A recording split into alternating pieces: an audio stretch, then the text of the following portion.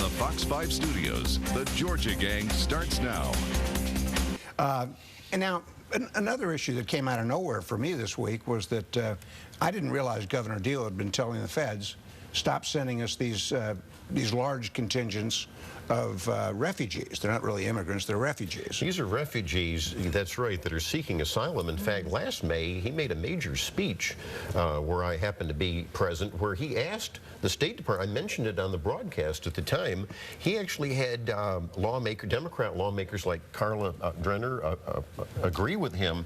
And Dekalb County is a dumping Central ground. Dekalb County has become a dumping ground. It's a dumping ground. All 50 states are getting more and more of these refugees seeking asylum. And just very quickly, the UN is driving this, of all people, United Nations, and the State Department is taking United Nations recommendations. They've changed the definition on who can seek asylum. Now, if you're a group that is being discriminated against and persecuted, they're coming in. We're getting in more Muslims. We're bringing in Syrians from the horrible civil war there, and I'm not happy, nor should any American be happy with either side. There's some bad people, and I'm not sure if our screening is good. So bottom line, Governor Deal asked the State Department, the Obama administration, they agreed to hold off on any more refugees. Well, I think you characterizing it as bad people and what was that you said, the dumping ground, I think that's a poor way to characterize it. Well, no, but it is. When you dump in huge groups of immigrants, refugees, who are hard to assimilate, you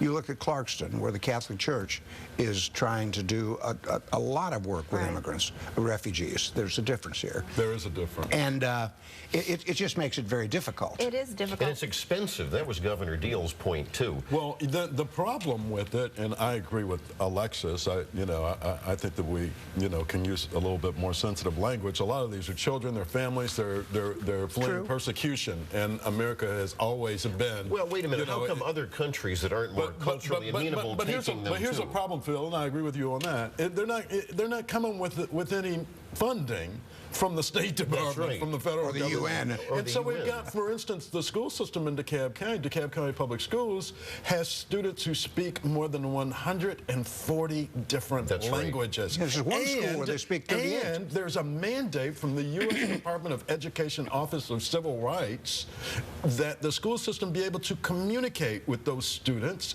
in their native language and with their parents, and that they have to foot the bill for doing so. So I think that when you've got this kind of, especially the deluge that you have in DeKalb County, it needs to come with some funding. Well, I agree with you. And that was a big point that the governor was stressing.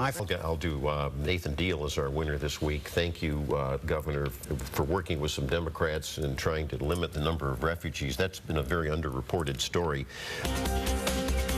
The opinions expressed in this broadcast are those of the panelists appearing on today's program.